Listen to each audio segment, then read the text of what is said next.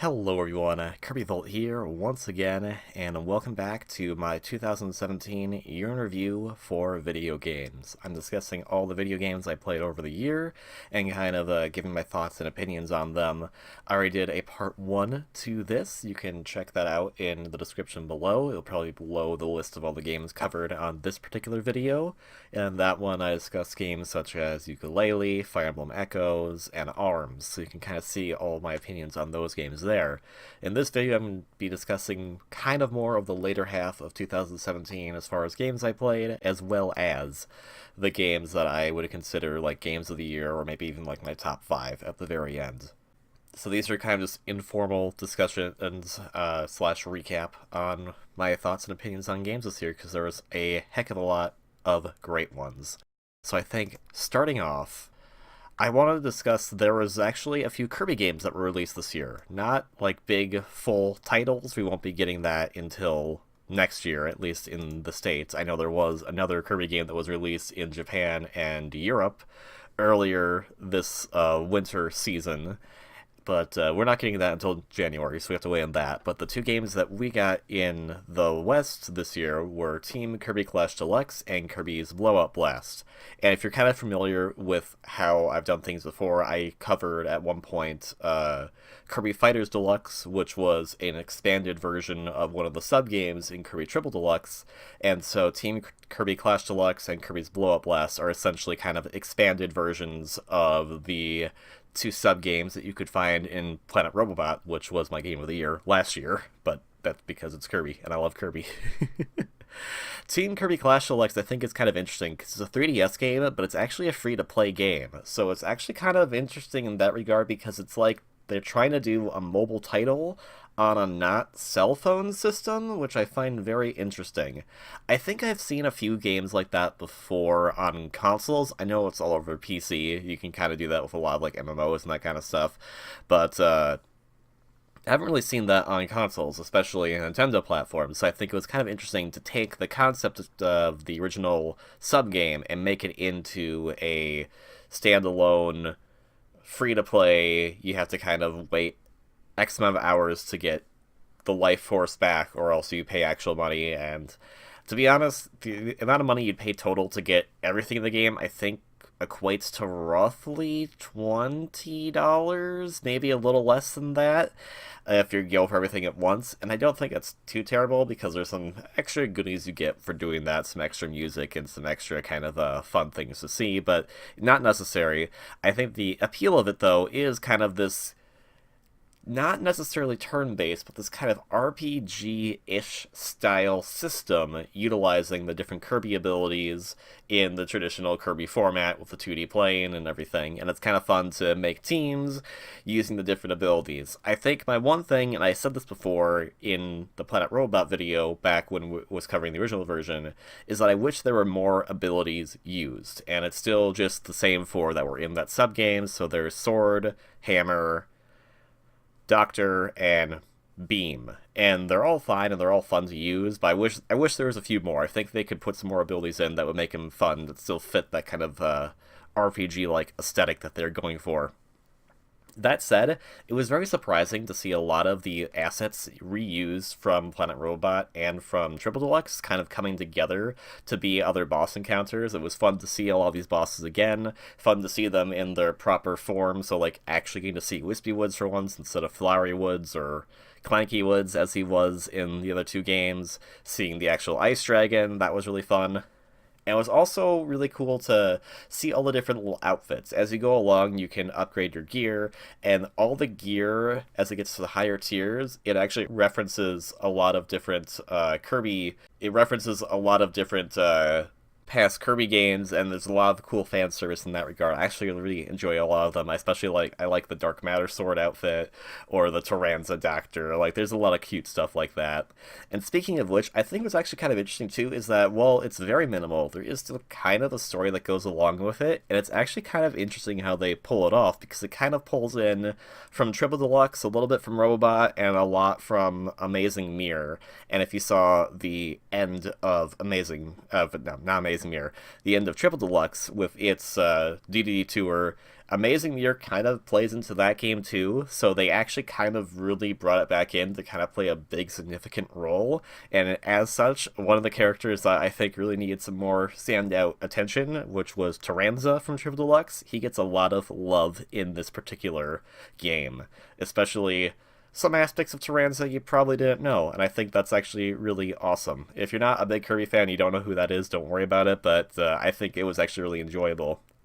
And I think another like kind of cool aspect of it too is that while you had to wait a certain amount of times or get the gem apple things to get more time onto your meter in order to attempt challenges, a lot of the bosses still felt fun. It was actually really fun to kind of come with strategies to beat them as fast as possible, especially if you're utilizing the ability to contact your friends to essentially get them into your own group. They'd be AI controlled and they could stay with you for a little bit, but they'd be at that level. So you could essentially go in to a really cheap, really early area and be completely cheap by having a bunch of level 50 characters just wail on them right away. The game also does have local multiplayer, which is nice, but I haven't played enough with other people yet to really enjoy it. I'm hoping that maybe this upcoming trip I'm going to MagFest, I'll have some time to play that with other people, if they're interested, that is, because I can see that this might be a little boring, but it is a free-to-play game, so I think that it kind of balances itself out. I think for me, as a Kirby fan, I really enjoy the last section of the game, just because it pulls in a lot of stuff that really kind of goes in that Kirby lore, and I really like how they did some of the music bits, and especially the final boss, because it's actually a really cool back and forth between two characters' themes. I won't say which two characters, because it's actually pretty cool when you see it, but if you're not super familiar with a lot of the Kirby past, you might not get it, but still, I think it was really fun, and overall, a pretty decent game for what it was, especially for being a free-to-play game.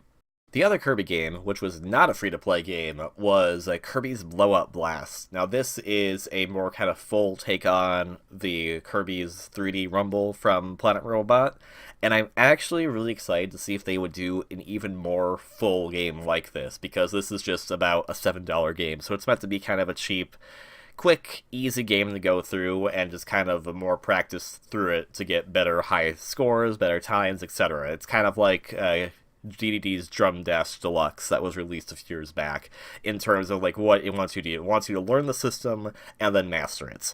I think for that, it's actually really fun, and I would really like to see Kirby in more 3D settings. I think the idea of the game is that it's basically taking the original Kirby's Dream Land and then changing it up so it would be in this more 3D format. It doesn't always work for some things. I'm kind of missing that there weren't all of the bosses from the original Kirby's Dream Land in it, but for the most part, it's still very fun, and I really enjoy a lot of the combos you can do by inhaling and spinning the blocks. It makes me very curious how the system would work if you were to put abilities into it, because there's no abilities in the game. It's just, as I said, it's meant to be a 3D remake of the original Kirby's Dream Land. Original Kirby's Dream Land didn't have abilities, so no abilities here, but it still feels pretty unique in its own right. I especially love, as you go through it, you unlock more difficult versions of the stages, and while a lot of the music in the game is pretty much just remixes of songs you expect a remix of Green Greens, you expect a remix of Float Islands, that kind of stuff. I think one of the last areas in the game, which you have to beat the game twice essentially, once on normal difficulty and once on the extra difficulty, there's a final area that is kind of like a gauntlet of the entire game in its hardest difficulty, and that's really fun, and they actually picked a very surprising track to remix, and it was kind of interesting to hear it done in this more sinister tone, especially when that's been one of my favorite pieces of Kirby music for a long time. So hearing that done in a way I didn't expect was probably the biggest surprise for me. I mean, I can't say too much on it, other than the fact that I really enjoyed it. If you're not huge on the Kirby games, I can understand if you're not big on this, but I think for only being $7, I think it's really worth a shot, because it is a lot of fun, and I, for one, definitely need to go back into it to kind of master it again, so I can really get to some of those higher tier, get the platinum-type trophies for all the different stages, and work on how to accurately dodge different boss attacks and whatnot, it does make you kind of think a lot more, because a lot of 3D platformers I've played, bosses are usually the easy part. But for this, they really tried to kind of translate a lot of their attacks into the 3D setting a lot more effectively. So there's a lot more strategy that has to go on, at least from my experience, for these bosses compared to a lot of other 3D platformers I've played. I'm very curious, though. I kind of hope that this is kind of a testing grounds for them to really go and make a full 3D Kirby game, because that's actually one of my huge desires for the Kirby franchise in the long run. But for now, I think this is pretty dang good on its own right, so definitely pick it up if you like the Kirby series, or if you're curious about it. I know I love Kirby, so I'll always be picking up Kirby stuff. And it was the 25th anniversary of Kirby this year anyway, so I kind of figured I should definitely give both these games shoutouts, because they were pretty fun for their own reasons, I think. There's a third game, technically, that hasn't been released in the Americas yet, and that is Kirby Battle Royale. I haven't have anything to say on that yet. I've actually tried to keep as much of that secret as possible right now, so I will be so thoroughly surprised by it when it actually comes out. But hopefully I'll be discussing that in the near future. Otherwise, Clash Deluxe and Blowout Blast, fun games. Next I want to discuss Layton's Mystery Journey, Katrielle and the Millionaire's Conspiracy. Now, there are two main series that have kind of been over my head and have really either A, interested me initially, or I've just been too preoccupied with other things to kind of give them a go. One of those series is the Phoenix Wright Ace Attorney series, which I've really kind of been getting into now, despite the fact that I've never played an Ace Attorney game. And the other one is the Professor Layton series, which I've seen the Professor Layton film, and I've seen a lot of cutscenes of the Professor Layton original trilogy, and I really kind of get behind it, but I've never played a Professor Layton game. So when they announced that there was going to be a more traditional, Layton game coming out that was going to be new, features a new protagonist, and still has a connection to the original Layton series, I kind of thought, okay, that sounds interesting to me. There's something that maybe will surprise me, and I could finally have my first Layton game and enjoy it.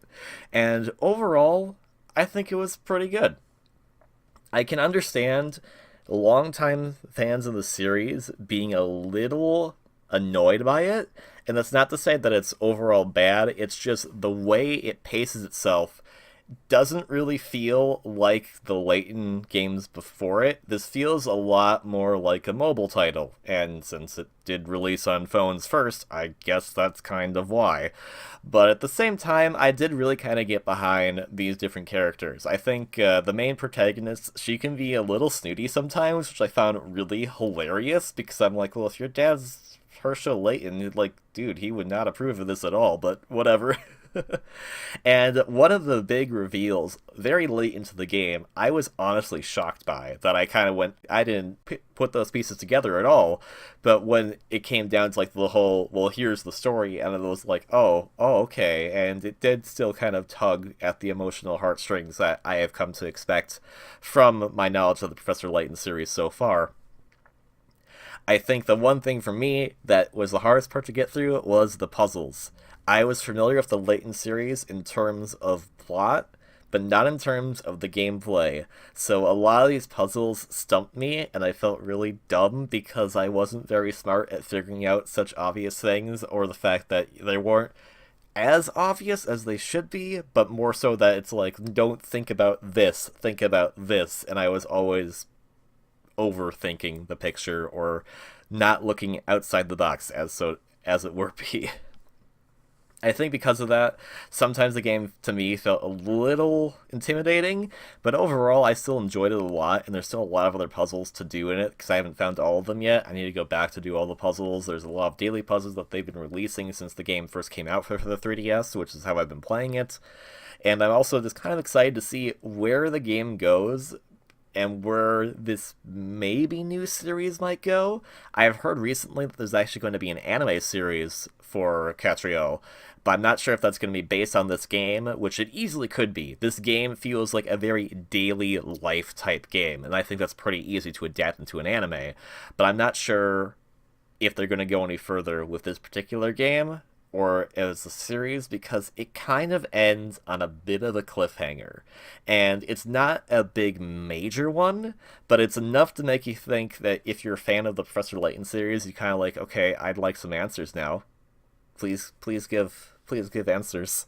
And it kind of goes, nope, we're not going to tell you that right now. So I'm not sure if they're thinking about doing another one or not. I'm not sure if this is meant to be like another quick, like, here's another traditional Professor Layton like game while we still figure out what we're doing. Because my understanding right now is that they had the original trilogy, they had the prequel trilogy, and they kind of said we're done with it. That's when they made that weird Layton Brothers game, and now this one's kind of similar to the original three.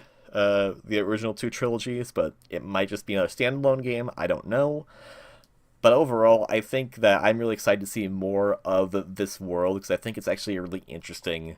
I think it's a really interesting setting. They kind of make it this weird mix of modern and Victorian technology that you can never really tell where it's supposed to take place. So it always kind of makes you keep guessing because you never really know what is happening sometimes. I think that's always really fun, in my opinion. There's actually another mystery that they kind of gloss over the entire game and they never solve it, so I'd like to have that mystery solved too. And if you've played the game, you know what mystery that is, and you're probably thinking, yeah, I'd like that mystery solved as well. I think overall I really enjoyed it. I think it was a very good first Layton game for myself. I think for long-term fans, they might be a bit disappointed by that, but I don't blame them in the slightest because I think the previous games have built them up to be so fantastic that this was very big shoes to fill, and it clearly didn't want to do that. It wanted to tell a bit of a smaller story, and it wanted to just have more fun with a more daily life type setting, and just have come up with a lot of fun puzzles that were kind of just more brain teasers as opposed to having this big grand epic. And I think if they can somehow make it into that, maybe they will, but maybe they won't. I don't know. But either way, I still really enjoyed it, and I'm glad I played a Professor Layton game for once. And I actually really would like them to continue with this character because I find her pretty interesting because she does seem like such kind of an opposite to Herschel Layton. I'm kind of curious to actually see her go up against some of his old friends or enemies and see how she interacts with them differently, because I have a feeling she would do things so much differently compared to him. That would be a really fun treat to see that kind of stuff, but that's just me. Overall, puzzles are fun, even if I'm not good at them, and still a pretty fun game regardless, so if you're interested in it, I would give it a play. So I do enjoy the Sonic games here and there, but I'm not always a big fan of all of them. I think there's some games that I kind of just don't really get into, and there's some games I don't find as amazing as other people, but Sonic games are kind of these weird polarizing things regardless. There was another Sonic game that was released this year that I did not play, but I didn't really have any interest to play it, and so instead I clearly played the best Sonic game of the two that released, which was Sonic Forces. I'm kidding, I played Sonic Mania. I had no interest to play Sonic Forces, and despite the fact I'm a bit more of a 3D Sonic fan, Sonic Mania just really felt appealing to me, a lot to do with how they kind of marketed it, I guess. I think I was really blown in by the visuals, which I really enjoyed. It was capturing that 16-bit style that I never really experienced because I never really played the original Sonic Genesis games on my own. But it was also still kind of being its own thing in a sense, and that's at least what I went in expecting. I was hoping for something that was going to be utilizing an old type of visual style and an old type of design choice while also kind of bringing a lot new to the table. I think in that respect, Sonic Mania felt a little short for me. Not saying that like it felt like it was a totally short game, more kind of like it fell short for me because a lot of it relied heavily on nostalgia. And I don't have a lot of nostalgia for some of the things they picked, even though I recognize a lot of the iconic stage tropes and iconic stage hazards and that kind of stuff. But I think for me, the highlights of the game were when it went, let's do something completely new and original. And it really made me crave for just saying, take these 4 zones that you made that are completely new to this game, take them out, and just start from scratch, keep these four in, and make something new and original. I honestly don't care to play Green Hill for the millionth time. I don't care to play Chemical Plant for the millionth time. I want to see something that's new and fresh and still kind of retains that 2D action going for it, because I did really enjoy like the Sonic Advance games, and this really felt like one of my favorite 2D Sonic games overall, I think, but I was kind of put off by the fact that it was so heavily reliant on nostalgia. Not that that was a terribly bad thing, because the composer for the game, T-Lopes, did a fantastic job at either recapturing the original song or reinventing it to sound something amazingly new. At least for the Sonic 1 and Sonic 2 stages. The Sonic 3 ones, not as much, which kind of disappointed me a little bit. But overall, I think it was still pretty fun to go through. And I went through a lot of this game already. I've gone through it as every single character. I've gone the Chaos Emeralds every single character. I've gone through all the special stages with the blue spheres to get all those. I've kind of played the max out of this game I think I possibly could. And all that said, I think I was still kind of craving for a little more. I was either hoping that we'd get more of those original stages because they were so good. In fact, I would say those four stages trump anything else that was used in the game. But I was also maybe hoping for some more nostalgia that wasn't just the Genesis games, like maybe if they were to do something from like one of the Game Gear games or from the Advance games, because I actually know those. That would be really fun to me at least. But I think overall, for most people, this is a very satisfying game. I like that there's a two-player mode in it that I actually did with a friend for one time, and that was kind of fun because we did a Knuckles and Knuckles mode, which I thought was really hilarious. There's a lot of little fun in-jokes that they do in the game that is really... There's just a lot of good detail, I think. And while I may not enjoy it as much as I probably could have, I think it was still a fun romp to go through, and I think it definitely shows that these particular individuals that they tapped in to make this should probably be spearheading most Sonic projects right now, I would think, because I think they have more of a grasp on what they should be doing for the series, as opposed to just trying to throw something at the screen and see if it works. I think with those original stages, they really have something to go there if they want to try to say, hey, why don't we just try and make a Mega Man 9-like game, except make a Sonic game with all new stages in its 2D format with the drop dash or whatever, and utilizing these different characters. And maybe if they wanted to, they could start pulling in more recent characters to put into 2D sprites. I don't know, but I think there would be a lot of potential in that regard. Trying to think what else to say on this one, because it's a fun 2D platformer, and I think if you were to play at least in the two-player mode, you might have fun with a friend, but I think it's also just fun to kind of go through on your own, just exploring and enjoying all the different stages. With the exception of one, because I don't know why they put Oil Ocean in, because Oil Ocean is not a fun stage. It's never been a fun stage, it never will be a fun stage. They put that in there on purpose, I know they put that on their purpose, and I really didn't like that one at all. Yeah, it was a pretty fun game. I have heard rumors, I don't know if it's true or not, that there might be some additions coming to it, or maybe a Sonic Mania 2, but I'm gonna hold my breath on that for now, because I think that was one thing I was really clamoring for after playing it, and I had heard initially they said no, they're done with it, they're not gonna do anything more, and I went, that's kind of too bad, because there is a lot of cool stuff to do with it, but it seemed like they didn't really want to at the time, but I think looking back on it now, maybe they're going to change their mind. I don't know.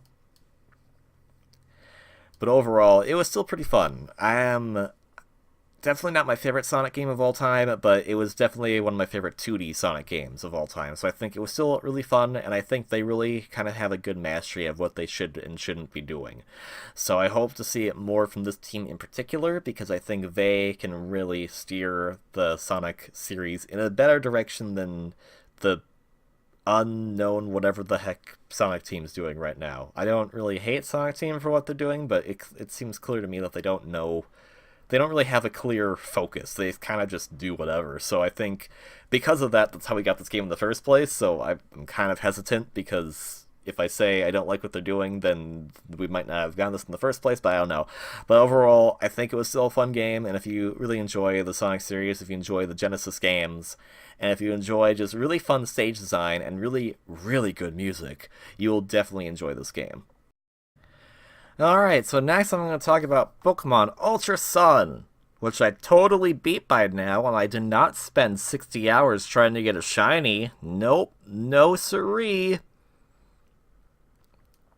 Yeah, I don't have much to say about this game right now. I'm still working on, I guess I really enjoy a lot of the stuff that the Sun and Moon from last year did, that I'm still kind of enjoying a lot of those features, so I'm taking my time a lot in Ultra Sun, comparatively. I have what I want for my team now. I have my full 6 roster at this point, and I'm still enjoying it overall. Uh, but right now, where I'm at in the game, I can't really give you an accurate estimate, an accurate wager of saying, hey, how much is different compared to the original Sun? Because honestly, right now, I'm on the second island before the second Kahuna in Ultra Sun, and I can't give you too much differences between the two games, other than some characters are colored differently in terms of clothing. There's this Photoshop, and there's these weird dudes that keep showing up, and they have a really weird theme. They weren't in the original game, but they're here now, so I guess that's a thing. But for me, I think this still works overall because a lot of what Sun and Moon originally did was fantastic. It broke up the gym system. It brought in this different idea of how you would go about challenges by going through these different little dungeon areas to fight a totem, or then eventually fighting a Kahuna, which is kind of like a gym leader, but with much more, I think, plot impact to me, and a lot of the different stuff that you can do in the game, such as the Pokepelago or the Festival Plaza, really kind of gives more and gives you more to do, that you can kind of spend a lot of time not really progressing in the story, just to mess around with these areas, and that's kind of what I've been doing. Yes, I did spend, I think, 40 hours trying to get a shiny. Don't judge. But I think that also speaks to the system as well, because there's a really easy way to get shinies in Ultra Sun and the original Sun and Moon as well, with the SOS system, which was introduced in that game as well. I think a lot of the cool stuff that the original Sun had are still here. It's still the Alola region, and I really like it as a region. I like the ability now that you can actually surf between the different islands. It's a weird type of surf, but it's something at least. I felt kind of cheated when it was just like, let's go on a boat. And I just went, hey man, I'm from Hoenn. I love water. Let's surf everywhere, man. Can't surf everywhere, but there is some stuff that you can do overall, and I think that's still pretty fun. So I'll have to give more of an accurate opinion on it. I'll probably post on Twitter when I actually do finish the game, because I do intend to finish it, but it probably won't be for a while. Only because I am busy between a lot of other things, between doing videos like this, between another major game that I'll be discussing in a little bit, and the fact that while I'm enjoying it, I am also recognizing that it is kind of a rehash of the original Sun. I am very curious for when it does kind of take it in a different direction, but based on what I've seen and based on what I know, I'm going to guess that it's not going to do anything substantial, which does disappoint me a little bit, because I was really hoping for another Pokemon Black White 2, because in Black 2 and White 2, it just takes it in a completely different direction. It gives you a bunch of new areas to explore, and it actually goes, no, we're continuing the story as opposed to just retelling it. And Ultra Sun, Ultra Moon is definitely more of the Diamond or Emerald versions of the past. It's definitely saying it's just a retelling of the story with some more additional features that make it feel more complete, but it doesn't feel as epic as Pokemon Black White 2 did for me. I hope in the future we can really get something that's kind of on caliber with that, because I think at this point in time, the Unova region is really the high standard of the Pokemon series, and I think while the Alola region broke a lot of stuff up and they changed a lot of it and they really reinvented the wheel, I was really hoping they would do it again with Ultra Sun, and I think they didn't quite do that. But I know they're also working on another Pokemon title for the Switch coming down the line, so maybe that will be something more akin to what I'm looking for. But overall, I'm not disappointed in Ultra Sun in the slightest. I'm glad I still picked it up, and I'm very curious to see where it is going to go once I get further into the game. I've heard a few things about certain areas I'm going to visit, and certain characters in the first game who did some slightly different things, so it's going to be kind of fun to see how they play off each other now, based on some of the new things I have encountered. And I have encountered a few new things, so I'm kind of curious as to how that's all going to play out. I just need to get further into the game and stop dilly-dallying on I'm going to raise my EVs or I'm going to get more shinies because I have no life and that's what I do. But overall, I still think it's pretty fun. I'll give a more accurate opinion on it when I finish the game. But for now, if you haven't played Sun or Moon, I'd pick this one up instead. But if you have picked up Sun and Moon and you kind of think this seems the same, I'd probably back off for now because you're probably right on that. Splatoon 2.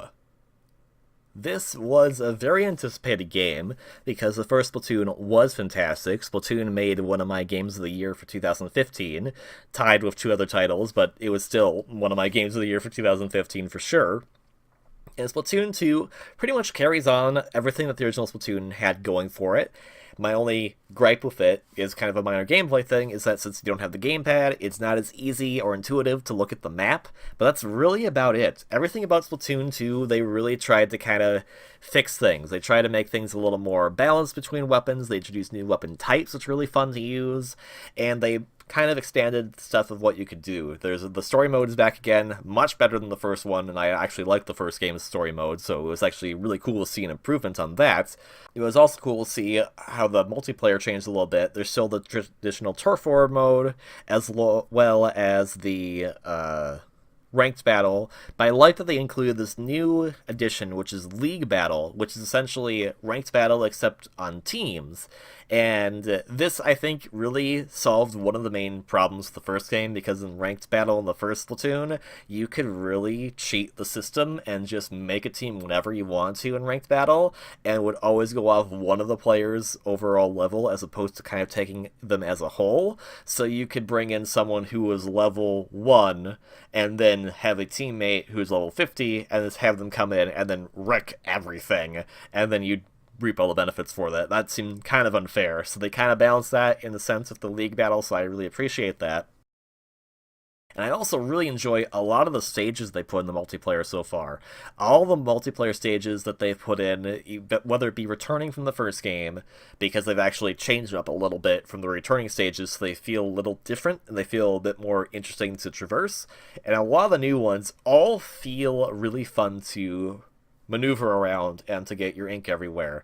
Splatoon is a shooter type game. You shoot ink onto the ground, and that's how you get points in the regular turf war mode. You gotta get more ink on the ground compared to the other team, and you can also gun down the other team players to kind of get them dead for a little bit, or splatted, I should say, for a little bit, so that they can't retaliate against you as you're doing that. But then after all the time has surpassed, it kind of calculates how much turf have you inked, and then declares the winner. Ranked battle modes, there's different modes in that regard, and they give you different objectives, like making a tower to the end of it, or carrying this weapon to the end of it, or holding one particular zone.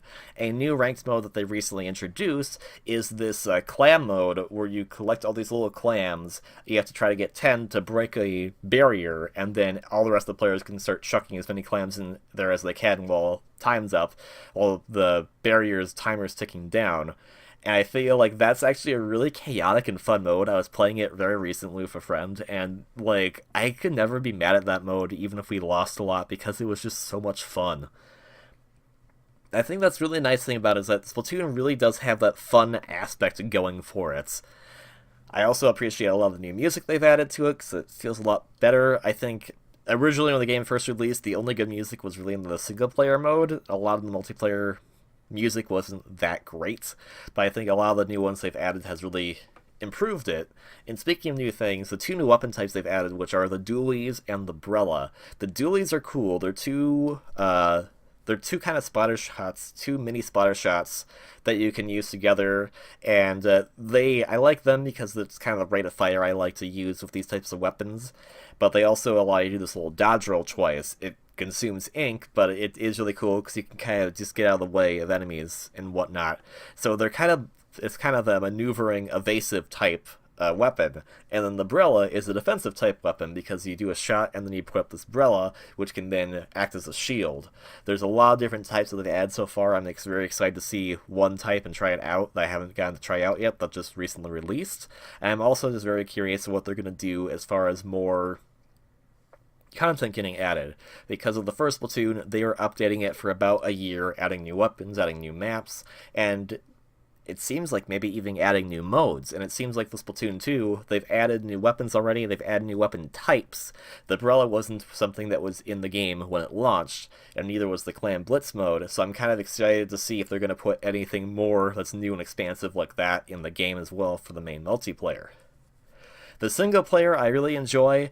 I really enjoyed being able to team up with Marie from the first game, and I won't say too much on it otherwise, because it is just kind of a fun, like, here's learning the weapon types, and that's actually the fun part for me, is that the single player this time, instead of having a splatter shot the entire time, it would force you to use different types of weapons throughout the campaign, so you would get to learn how to use the dualies, or how to use a charger, or how to use the Brella. Like, that was really fun to learn all those different weapon types, and it's also kind of fun to go back into those stages and then redo them with the different weapons. There's actually bonuses you get for doing that, and I've actually been kind of working toward that slowly as well. And also, it has probably one of the best final boss themes of this year. Like, it is just a very fun final boss. I know it may seem kind of easy, but at the same time, I really enjoyed it for just kind of the spectacle of it. It was a really fun boss to go through. I won't say much on it, but I'll probably be posting the track to it on Twitter when this video has been posted, because I really enjoyed that particular boss because it was a lot of fun. I think the big addition to Splatoon 2, though, was a completely new mode called Salmon Run.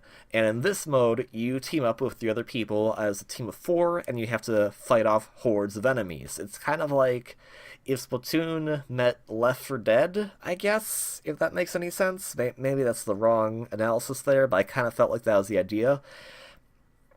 You essentially have to fight off all these hordes of enemies. There's these different boss-type enemies. As you defeat the boss-type enemies, which all have unique ways of which you need to defeat them, you then get these eggs. You gotta bring these eggs back to a basket before time's up, and then also survive the entire length of the match, which is 3 different rounds against all these crazy things.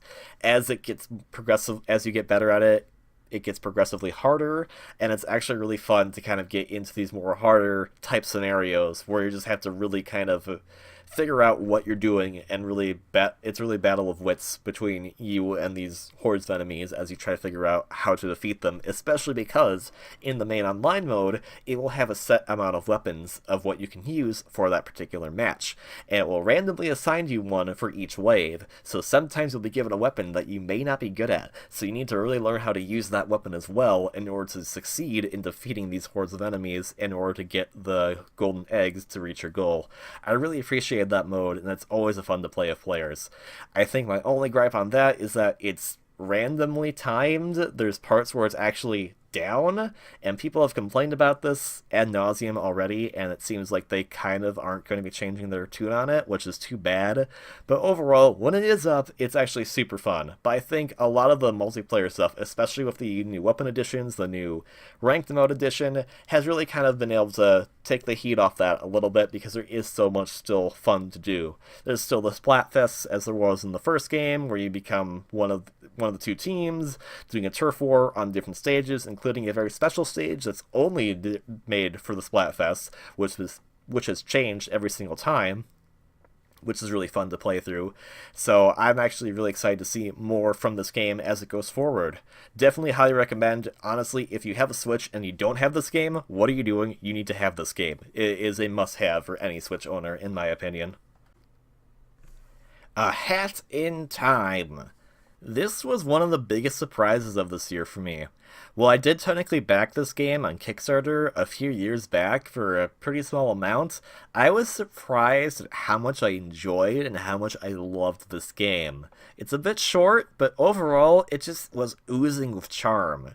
When I think about it, I kind of look back and I kind of go, I don't understand why Ukulele didn't impress me as much compared to this game. This game is a little more rough around the edges, it's not as well polished, but something about it just felt nice. It felt relaxing, it felt kind of fresh to me compared to that one. And I'm not really sure what it is. Maybe it's the music. The music in this game is fantastic. Maybe it's the areas. Maybe it's the voice cast they have for some of these characters, which really brings them alive. I'm not sure, but it was still an enjoyable ride, start to finish, and I honestly loved this game. I'm not just saying it because I backed it on Kickstarter. I could tell that the people at Gears for Breakfast really understood the 3D platformer, really understood the collectathon type missions, really understood what people enjoyed about Super Mario Sunshine, about Super Mario 64, about Super Mario Galaxy, and how to really kind of capitalize on that while also doing something that wasn't just a rehash of something we've already seen. Something about Hat in Time feels much more unique to me compared to other 3D platformers, with an exception, but we'll get to that. And I was really enjoying it all the way through. I especially love like the different system of how you can get these different badges, how they change the types of moves you can do. Like one gives you this hook shot, which is really amazing. One allows you to have the scooter, and the scooter itself, every time you pull it out, it actually changes up the music for the stage, which I thought was really cool. And a lot of the missions were also super fun and hilarious. I am not a big fan of horror type stuff, and there's an entire world that's essentially a scary world.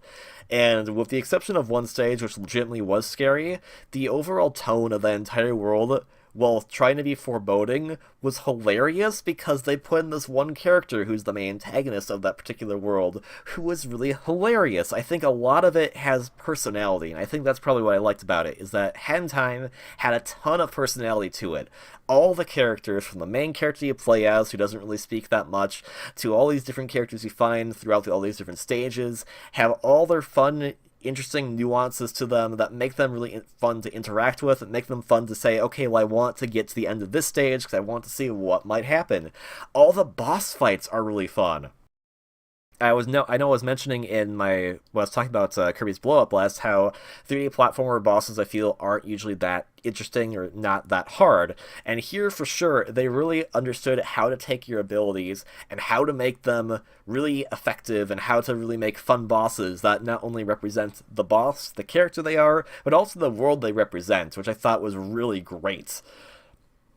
It was a lot of fun to play through a lot of these different areas. I thought it was really cool for the variety they were going for, because there's only really 4 worlds, but how they change them up, depending on what you're doing, will actually make them seem a lot more appealing. One of my favorite stages in the entire game is a very silly stage in concept. It's essentially, you just need to walk for a long time. That's all you really need to do, but the type of stuff you need to avoid, the cool finesse they put into it, the fantastic music in it. I cannot gush about this game's music enough. It was so good. Really kind of sold it for me, and it's one of my favorite stages in the entire game because of that, even though the overall objective was just keep walking. And I think that's kind of really cool, is that if you can make something as simple as that, the concept of you just keep walking forward, you win, and still make it really interesting, that to me is the sign of really good development, really good design. And I think the folks at Gears for Breakfast should really pat themselves on the back for how well this game turned out. I hope to see more from them in the future because of it, because I really thought this was so well done.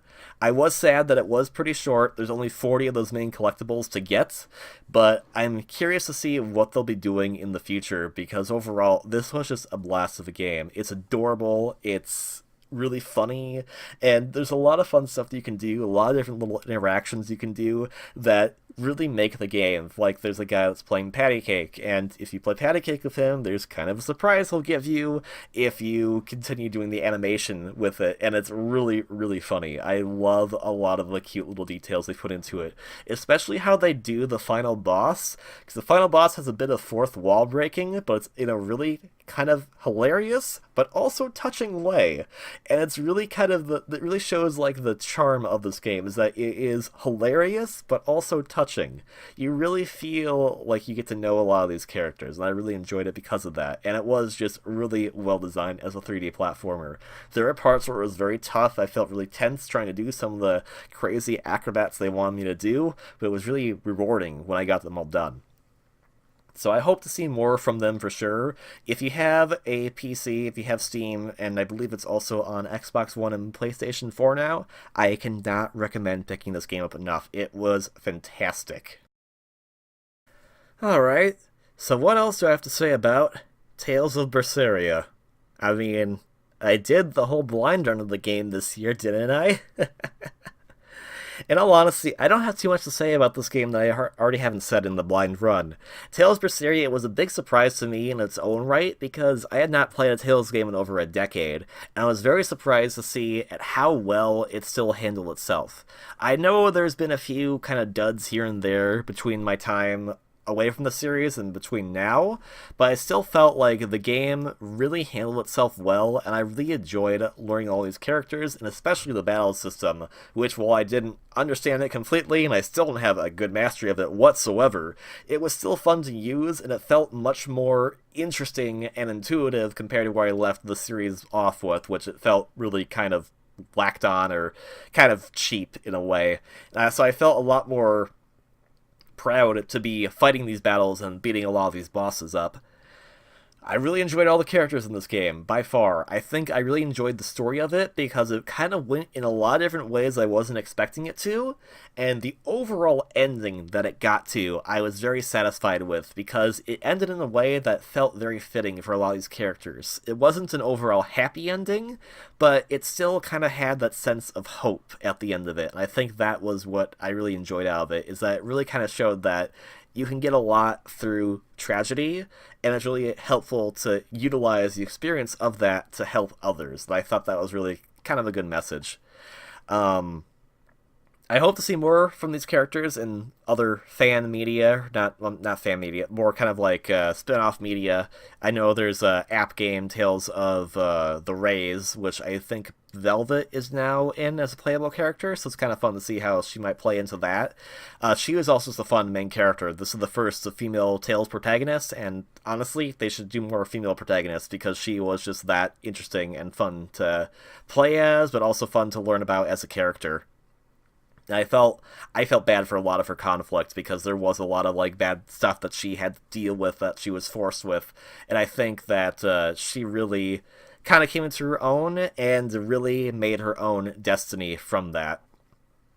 Overall, I don't have too much to say. I know I'm not saying a heck of a lot of it right now, but I did play 105 episodes of this on the channel as a blind run, so if you want to see more of my opinion on that, I would highly recommend going and watch the entire blind run, because it was just a really fun game. I'm looking forward to seeing what the next Tales game may be at this point, and hopefully it'll be just as great as this one. That all said, though, I think Tales of Berseria was probably one of my favorite games I've played this year because I was so surprised by it and because I did enjoy it. That might also be because I was playing it for so long as a blind run on the channel, but still, I think it was a really good game. So I'm really looking forward, as I said again, to what they do with the series in the future. So thanks again, Namco Bandai, or Bandai Namco, I'm always getting that mixed up, for such a great game, and I hope that you continue to have this level of detail and this level of polish going forward.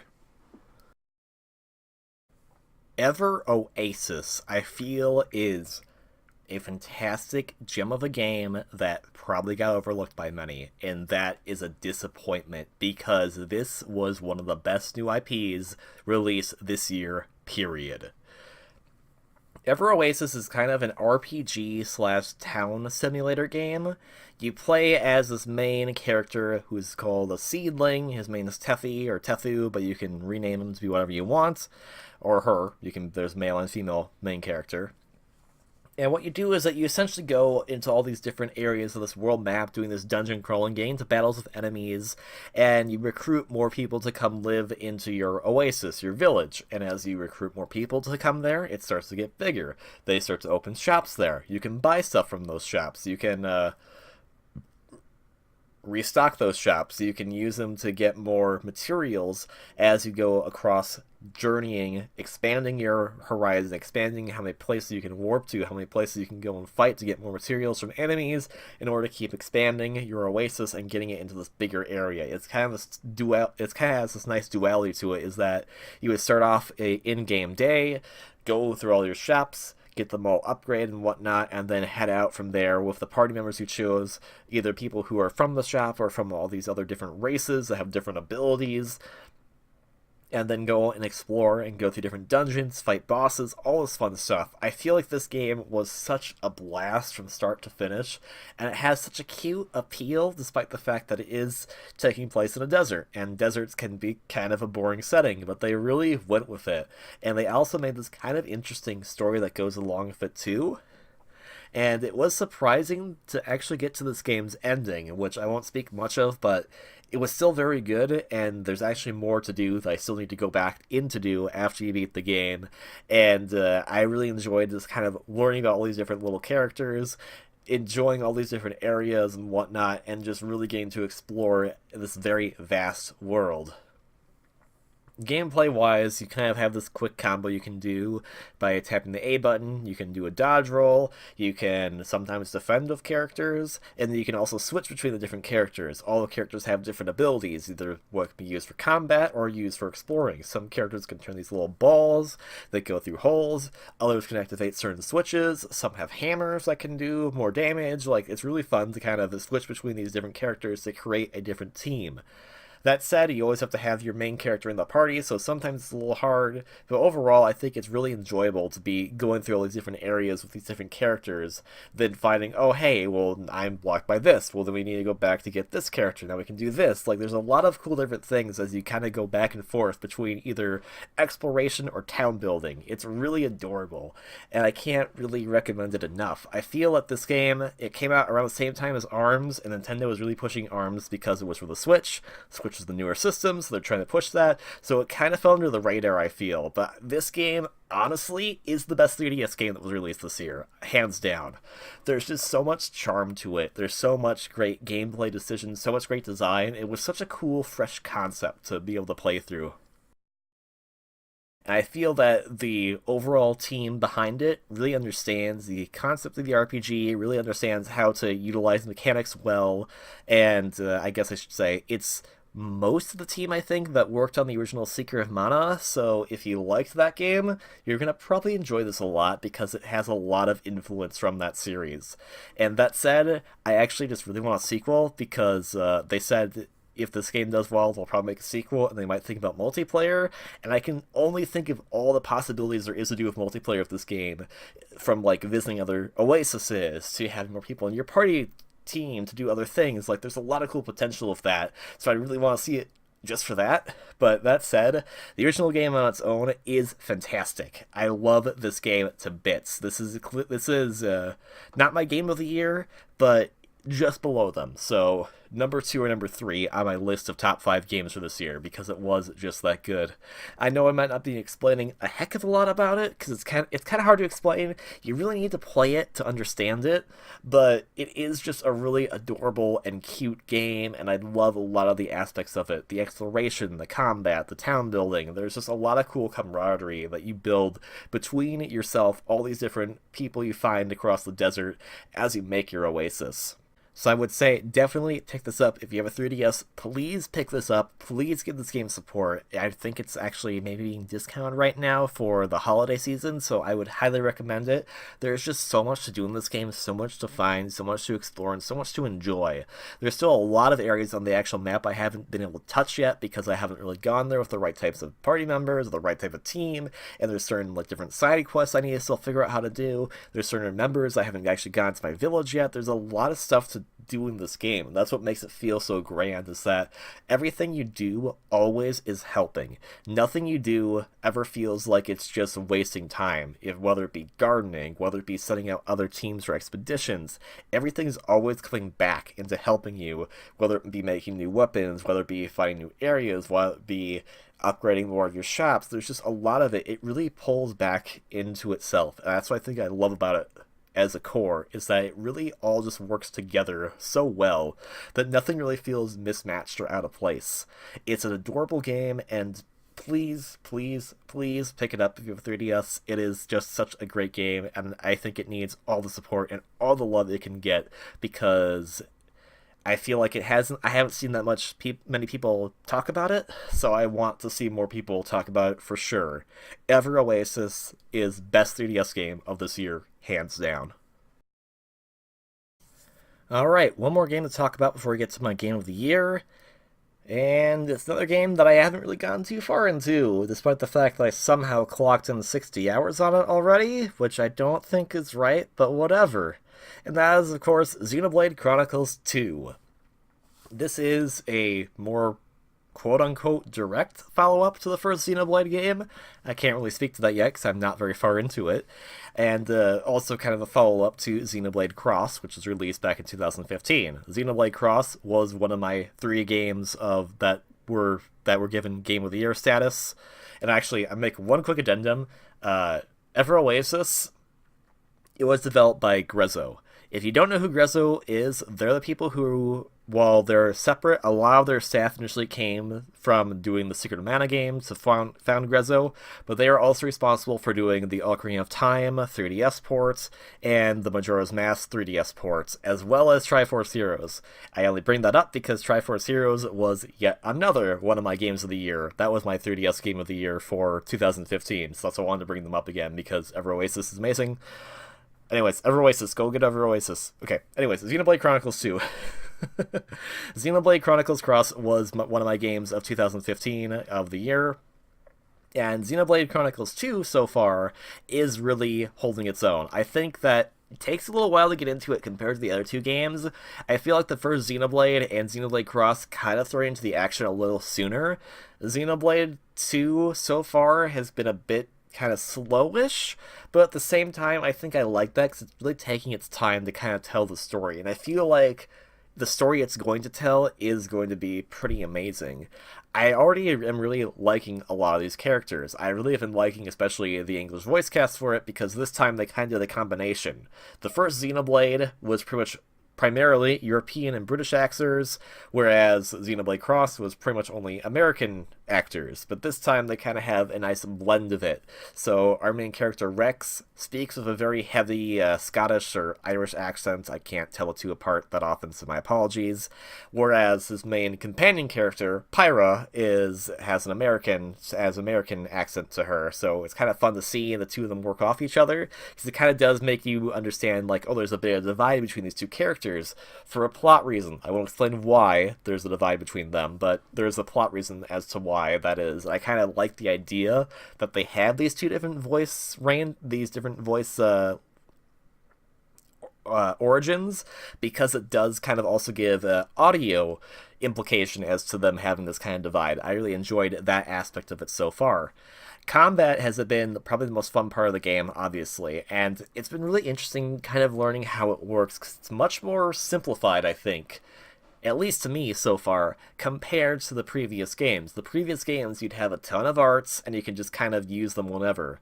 So I guess, for those not familiar, with the Xenoblade games, it's a real-time battle, and every time you interact with an enemy, you start off a battle, and your characters will do auto-attacks. They'll start doing attacks on their own for a little bit until you start giving them inputs to do different arts.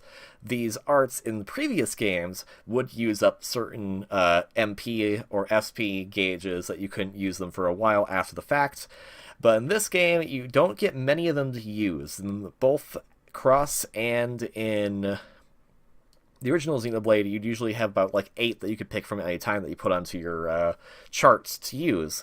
In this game, you only get 3, but I'm kind of curious how the battle system is going to evolve from there, because the 3 that you get are actually really good, and there's also the ability then, at least for I'm in the game, is that you can change blades. Now, blades are technically characters, though some of them are more important than others. You can tell if they're more important because they'll probably either have A, plot relevance, or B, not look like a robot.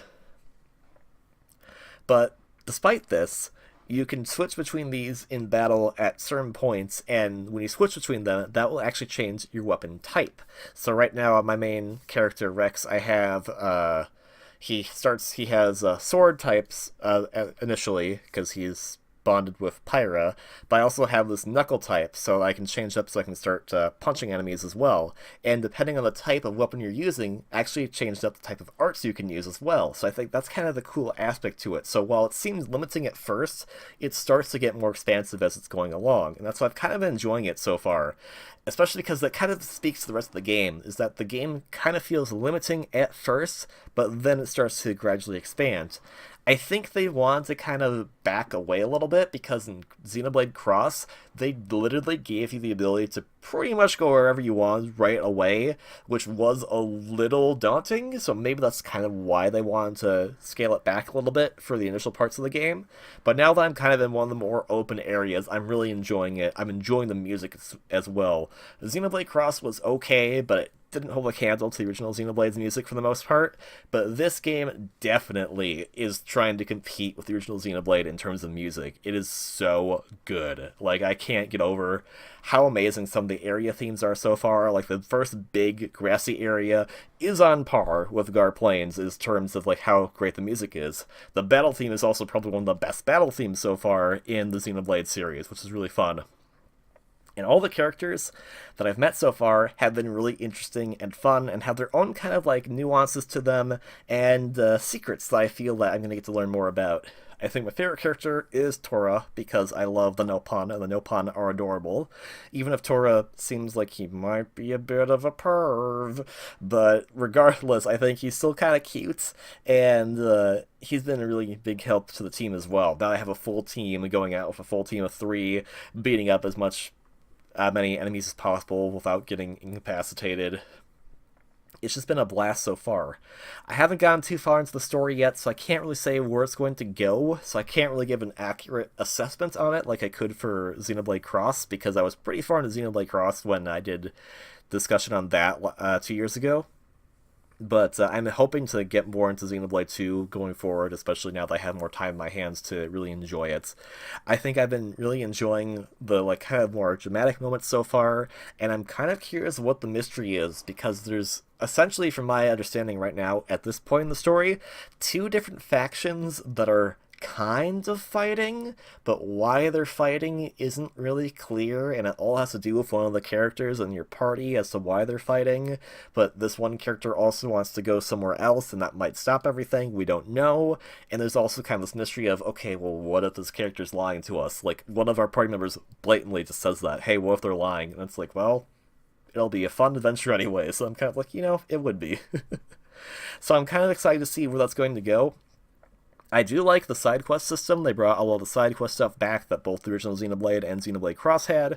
I haven't done many of them yet, but I think what I've really enjoyed is the way that they've been able to kind of categorize them. In the first Xenoblade, it was a little confusing sometimes, and in Xenoblade Cross, it was a thing. I guess I don't remember Cross all the way as far as side quests, but that sometimes can be confusing. I like how this game does it, is that there's a area that's just quests, and you can sort them. Is it the main story? Is it a side quest? Have you done it yet? Have you not done it yet? And you can kind of easily pick and choose from where it goes. And I also like that it has a quick little image to go with it too, so that I can kind of recognize, like, oh yeah, the quest for that guy, as opposed to looking at this text going, I have no idea what this is. So I think that's actually a really nice improvement so far. But again, I really need to get much further into the game instead of just spending all my time playing Tiger, so I can get all the upgrades for Tora's Blade Poppy, because she plays differently. I think there's also kind of an interesting thing too, is that they brought back the affinity charts from the previous games, but this time the affinity chart works in this regard that it's affinity with the Blade characters that you put with your main attacking characters. And how you unlock affinity stuff with them is by having them kind of be together in battle, and it kind of makes sense, because I mean that's kind of what affinity is, but it also then unlocks different things, and so different blades have different abilities that are not just applicable for battle but also for the field. There's one that can really give you more loot when you're looking at flower type areas, or one that can give you more loot if you're doing salvaging things. I think the salvage aspect of it too is really fun. There's these little areas we can jump off and dive into the Cloud Sea and get more materials to use for certain items, or get more of these cores which unlock more blades. There's a lot of cool like variety to it. There's a lot to discuss with it, but unfortunately I think I'm just too early into the game still to really fully understand all of it yet, but definitely looking forward to playing more of it for sure. It definitely would be a game of the year if I knew more about it, but for now it's probably going to sit nicely under wherever Oasis is on my list so far, so a solid number 4 for Xenoblade Chronicles right now. But definitely, if you like big exploration games, big epic stories, and if you like the previous 2 Xenoblade games, whether it be Xenoblade or Cross, I would highly recommend getting this game for sure. Finally, it's time to talk about Game of the Year, and I'm going to cheat. As I've mentioned before with the previous games I was talking about 2015 and how I had multiple games of the year, and that's kind of what I do. If there's 2 games or a few games I feel are so good that I can't really beat one or the other out, I kind of just put it as a tie. And for me, it was the same this year as well. There were 2 games that were released that were just so dang good that I couldn't really put one over the other, though if I go in my top 5, I probably will put one over them. But for now, as far as Game of the Years go, these are both tied. And the one I want to talk about first is Super Mario Odyssey.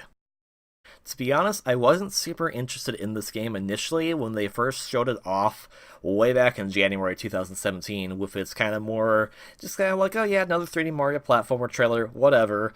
And it seemed kind of fun, kind of interesting, but nothing too grand and epic. And I think one of the key ideas and aspects of Super Mario Odyssey to me is marketing.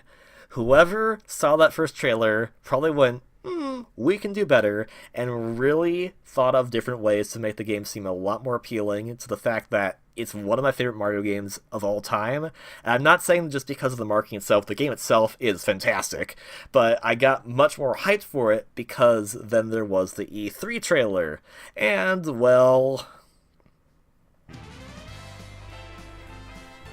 I don't care if I'm getting a copyright strike because I love this song. This song is amazing.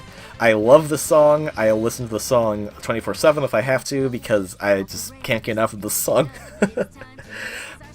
Super Mario Odyssey is a 3D platformer, and I think it really understood what made a lot of 3D platformers really great back in the late 90s and really tried to re-emphasize how can we do it better and how can we make it more interesting. I think one of the first things about the game is movement. There are so many different things you can do with Mario in terms of movement, whether it be throwing your cap up, whether it be doing a triple jump, whether it be doing a backflip. Like, there's all these different things you can do that he just feels so solid to control.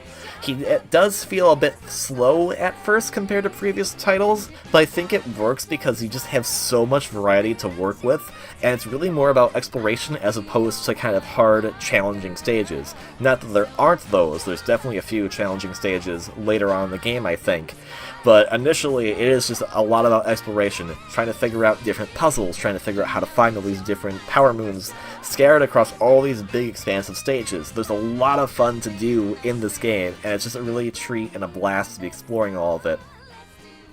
I was also very surprised by a lot of the different areas in the game. While one of the first areas is kind of this very dark and foreboding type world, despite the fact that it's actually cute and is populated by all these cute little ghost hat people, one of the first areas that you go to has this big sweeping musical score that I just cannot get over, that was just so fantastic. But it also has a lot of cool nuances to it. You get to first learn about the whole capturing ability here in more of a grander scale by being able to capture enemies. And this whole capture mechanic is a big key to the game. You essentially throw Mario's hat onto something that does not have a hat, and you can take them over and then utilize different moves, like becoming a frog to jump higher, or becoming a chain chomp to bonk into things, or becoming a dinosaur and clawing at everything because, you know, you're a dinosaur. And this first area felt really grand, even if it was a bit of a smaller area. And then there's the second area, which I didn't really like. It's this big giant desert, and I guess I liked Ever Oasis, and I was expecting more of Ever Oasis, and it wasn't that, but getting past that area, everything else in the game was fantastic. Because a lot of the different areas they chose from, they had like a beach area, they have this big, Japanese-inspired area that was really cool. Like, it was really amazing to go through this entire area, despite the fact that it was a bit more linear. And obviously, the big crowning moment of the game that most people discuss is the big, giant metropolis area, which is New Donk City, which is a fantastic place to explore, because there's so many different things that you can find, that you can do, there's so many different areas you can try out different things, finding hidden secrets everywhere. That's what's really all the game is about. It's about exploring, it's about finding these different secrets, it's about learning about all these different areas, it's about just really enjoying, having fun, and listening to all the little details in the music. Or in the game, rather. Details in the music, too, though. Really good. And I think that's also really the thing I really enjoy about, too, is that its soundtrack is phenomenal. A lot of these areas feel like their own breathing areas I'd want to visit on a vacation. Like, I want to visit this lake area, or I'd want to visit this kind of, like, hidden ancient area that has been lost forever by time, or maybe I just want to visit that beach, or the snow city that's really cute and they have all these cool like parkas, and a lot of like the different citizen designs for all the different kingdoms feel very unique and feel really fun to interact with and to look at. And that's what's really cool about it, because later in the game you'll get to see a lot more of them interacting with each other, and it's really silly to see this, but it's also really endearing because there's a lot of cool things that they do with this concept of this big, giant, global quest as you go trying to chase down Bowser to get Princess Peach back because he wants to marry her again. The last area in the game and the main story is one of the most crazy areas. It's not the most difficult, but it is really like a spectacle of itself. And the final bit of the game is really fun. But I think for me, a lot of the game really comes down to more of the kind of like a big showstopper moments. They're not like difficult-ish areas, but it shows a lot of detail and a lot of personality to these different areas that they give to them, like having a big giant musical number in the middle of the game, which is really amazing in my opinion, and it really just kind of really brings it all together. It feels like the ultimate journey that you go on. There's a lot of fun stuff to do in it, and I really just enjoy the game overall. I kind of teared up when I got to the end of the game, as I got everything in it. I 100% this game over the course of a month playing through it. If you've been following me on Twitter, you've probably seen me post a lot of like clips from the Switch on there, and I've probably will be doing more of those in the future, but this is just such a fantastic game that honestly, I can't contain my excitement about enough that I want to take you all on this journey, and so this is something we're definitely going to be Let's Playing in 2018, because this game was just so phenomenal and so fun that I can't contain my excitement. I want to go through the entire game again and again because I just enjoyed it so much. I love this whole world. I love all these different stages. I love these designs. I love these different abilities you get from capturing these different enemies and different characters. And there's just so much fun to be had with it that I think that you all deserve to go on the journey too. So let's do the Odyssey in 2018, I think, because that would be a heck of a lot of fun. So, Game of the Year, #1, for sure. Super Mario Odyssey was a fantastic masterpiece of a game. One of the best Mario games released ever.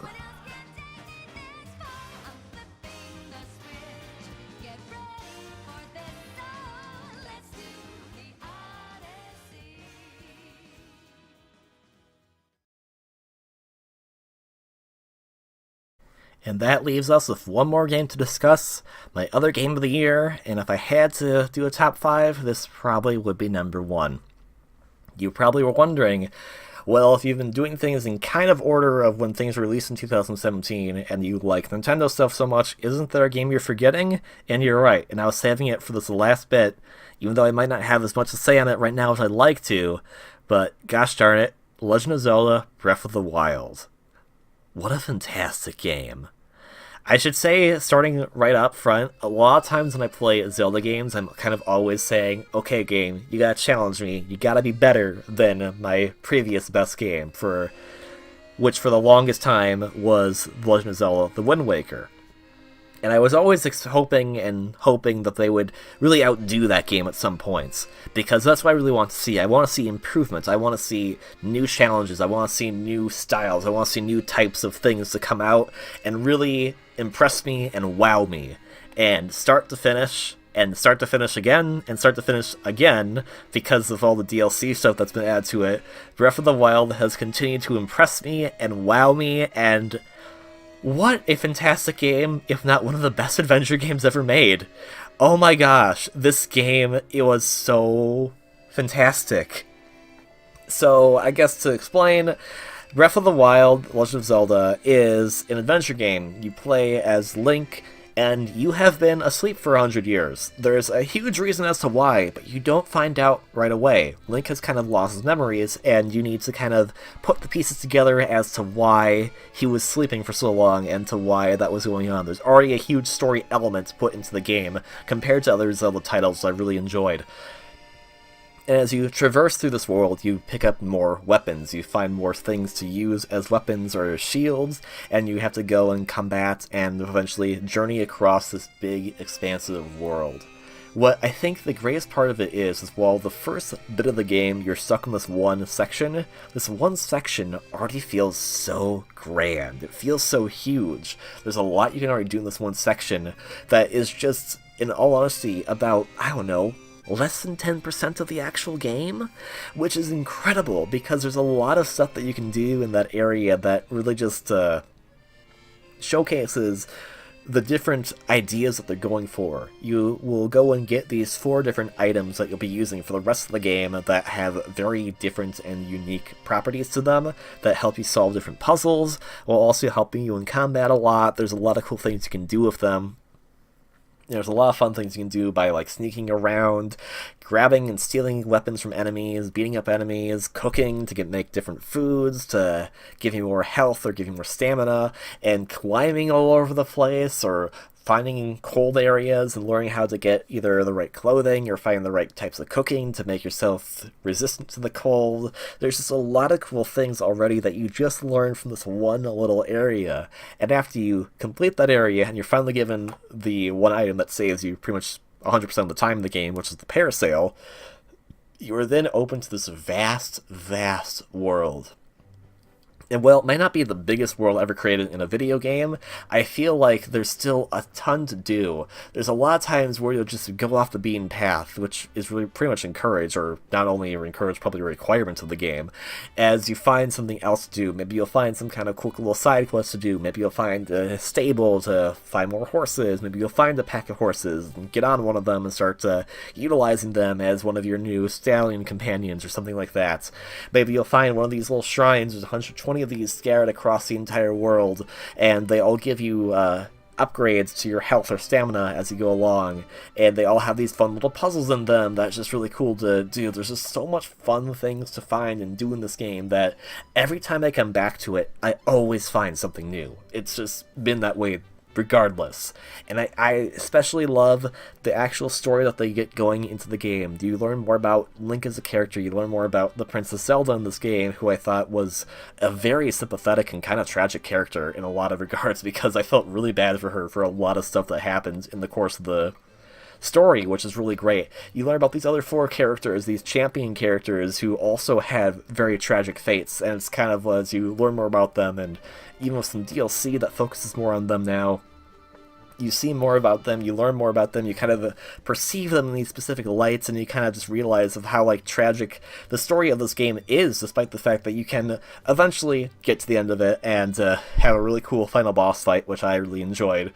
But there is still kind of this kind of melancholy to the end of it, but despite all of that, the amount of exploration, the amount of sheer, like, wonder you find. Sometimes you'll be finding yourself into a snowy mountain range. Maybe sometimes you'll find this, like, really, like a fairy fountain or something that you wouldn't expect to find in the deserts. Or maybe you'll find, an encampment of enemies, and when you find an encampment of enemies, you go, there must be weapons there, so if I beat them up, I can steal and get some more weapons, or maybe you'll find more of these Koroks and their different little puzzles, and you'll get more of their Korok items, you can get more expansion for your gear, or you'll find more enemy parts, so you can use the enemy parts to dye your clothes. Like, there's so many different things and so many different aspects that you can do in this game that really make it feel like this big, grand epic, despite the fact that there is clearly a goal that you can go for right after you get off that first area. You just go, okay, and there's the final boss if you want to go do it. But there's so much to explore, so much to do. I feel like they really outdid themselves with this game, and with a lot of the DLC they added, they just made it even better. There's more things to do after the DLC, which it does come at a bit of a price, but despite that, a lot that they add to it, which adds to a bit of the story. It adds some more complexity for some of the characters. There's this one character I really love who plays the accordion everywhere, and every time you find him, that usually means there's some kind of puzzle there, and he tells you in song. Like, there's a lot of these cool aspects to it. I love seeing all these different talents, all these different inhabitants, and all these different species. There's just so many cool things to find in this game that I just can't really... oh my gosh, this game, if it wasn't so long, which I'm on the fence about. I really want to Let's Play this game too, to be honest. It was just that amazing. But the problem is that it's so big. I haven't 100%ed this game. I don't know if I ever will, because there's just so much to find in it. There's so much to do. There's so many things to explore and to locate and have fun with, but maybe I will in 2018. Maybe we'll do this game too. Maybe this game is Super Mario Odyssey, I don't know. But this game, for sure, it earned Game of the Year for the American Game Awards. It's earned Game of the Year for quite a few other publications, and it deserves it. Holy cow, does it deserve it. This game was phenomenal. And even if I played it much earlier in this year, it still holds up. There's still so much to do, so much to find, so much to see, and so much to enjoy about this game that if you have a Switch or a Wii U, which I actually plays on the Wii U, so swags on for the Wii U. Poor Wii U, I loved you so. And honestly, a fantastic game for the Wii U to go out on, in all honesty. But if you have either of those systems, you need this game, period. This game was just a delight. It was a treat. It was an amazing accomplishment, and I hope to see even more from the Zelda series. So as I was saying before, I was always hoping for the Zelda series to improve itself. Well, it finally has, at least in my eyes. Wind Waker has been debunked as my favorite Zelda game, and it's now Legend of Zelda Breath of the Wild. And I am looking forward to Nintendo and the Zelda team for debunking this game in the future as well, because if this game can be this epic, I can only imagine what something even better than this can be like, and that's what I always want to see, and that's why I always like discussing these things, that's why I always like talking about these kind of things in these games, that's why I like looking for new IPs like Oasis, or looking for like big improvements like Super Mario Odyssey, or Sonic Mania, that kind of stuff, because I'm always trying to think about the future. I'm always trying to think about what can we do even more, what can we do better, and I feel like Breath of the Wild is a shining achievement to that, and I really want to see them outdo this game now that it has become so beloved, because this game is fantastic and I want to see something even better. I think that's the highest praise I can give this game. And yeah, so I think with all that said, Breath of the Wild, my other game of the year was Super Mario Odyssey, but I think at this point I will give my top 5 games of 2017 kind of as it is right now. Maybe this list might change, but I think it's pretty solid right now for what I would say my top 5 games 2017 were.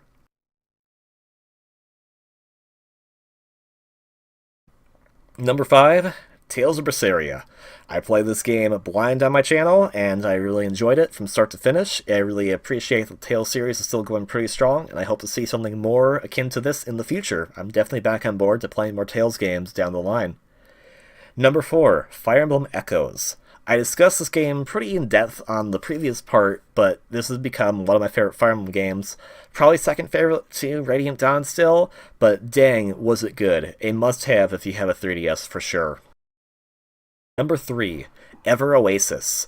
Ever Oasis, as I mentioned earlier in this video, is just a delight of a game, and I feel like it's kind of a hidden gem, because it did seem to go under the radar. If you have a 3DS, please pick this game up. It is a treat, and it's a blast, and I think you'll enjoy every moment of it. It is such a cute and adorable, lovely game. Number 2, Super Mario Odyssey. Well, this was one of the games of the year. Yeah, it had to be beat up by something, but something that beat it out was really great. Super Mario Odyssey, I look forward to playing in 2018 as a Let's Play, because we'll definitely be 100%ing it, because I think you'll enjoy the journey as well. I think it is such a good and fun game that it is just really worthy of a lot of the praise that's been given. If you have a Switch, I would highly recommend picking up this game. And finally, number 1, as I just kind of got over discussing, is Breath of the Wild. Legend of Zelda Breath of the Wild really is the cool reimagining of the Zelda brand in the 3D playing of it, but it's also just a fun story game, it's a fun action game, it's a fun adventure game, it's a fun exploration game. There's so much to do when finding and seeing this game that you'll just enjoy it from start to finish. It is pretty much a must-have if you have a Wii U or a Switch, especially if you want to go for the DLC as well, because there's a lot of cool stuff to do with it. So that's my top 5 games, and that pretty much brings us to the end of my discussion of games in 2017. Thank you all so much for watching this video and part 1, which you can find in the description. You can find a link to in the description below. Yeah, if you like this video, please consider hitting a like. If you want to have some more conversations about games, I'll be posting some more music-related items on my Twitter. After I have this video up, I'll be posting my favorite songs from each of these games in comments to this original Twitter post on my Twitter page. And I hope that you just all have a fun, great rest of the year. And I hope to see you all in 2018. I hope you also have a great 2018. If you haven't picked up any of these games yet, again, I haven't played any bad games this year. I would highly recommend all of these, more some than others, but definitely if there's something you've heard that I've discussed on either of this, part 1 or part 2, please give them a shot, because I think you'd enjoy them all the same. Thank you all very much for watching, and I'll see you in the next video, whatever that may be. Until then, KV out.